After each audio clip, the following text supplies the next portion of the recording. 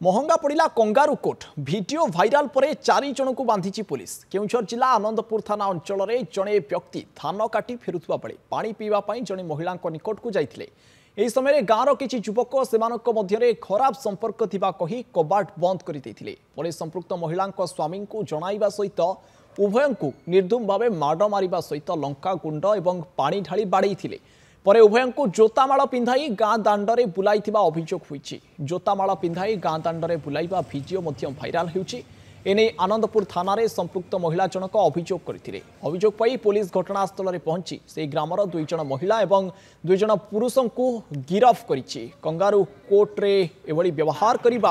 महंगा पड़ी। वर्तमान 2 जन पुरुष और 2 जन महिला को गिरफ्त करिछि पुलिस। केउझर जिला आनंदपुर थाना अंचल ये होची घटना। 4 जन को पुलिस एक घटना रे बांधी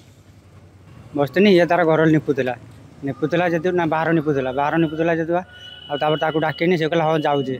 मुझे बसनी बसवा को आगे आ जड़े एकुटिया थी मुझे सहीटा भी मानुची भूल एकुटिया 3टा कि से बाहर आसिकी कबाट देकी भीतर पूरे सी भी भीतर अच्छी झील पिलाटा भी भीतर अच्छी मु भी भीतर रहीगली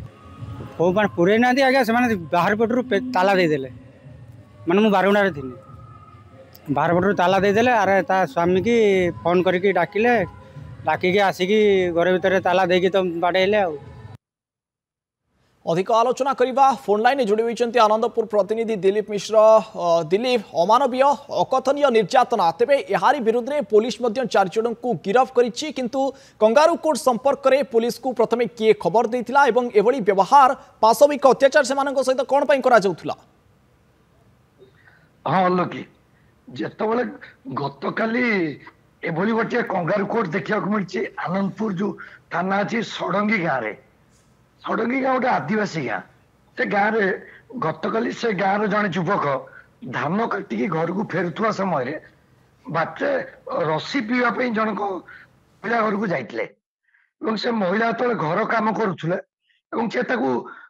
रसी मागिले सी तो भीतर को जाते रसी आने ये पछ पछे संपृक्त युवक घर भीतर को जाते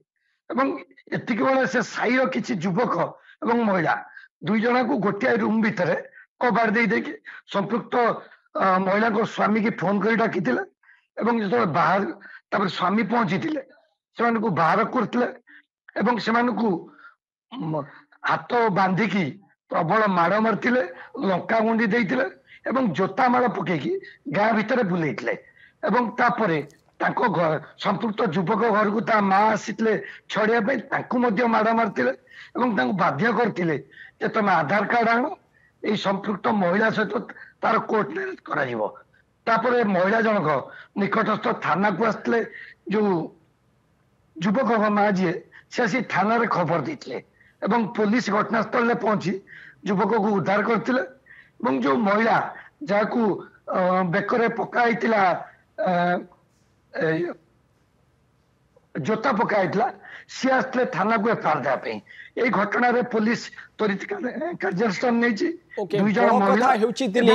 घटना को पुलिस गुरुत्वर सहित नेला एवं 4 जन को बांधिला किंतु बारंबार एभली घटना सामना को आसुची कंगारू कोर्ट बसुची एवं अमानवीय अकथनीय निर्यातना करा जाउची। बहुत बहुत धन्यवाद दिलीप मिश्र आम सहित फोन लाइन जोड़ी होते अधिक आलोचना करुले कंगारू कोर्ट को नहीं।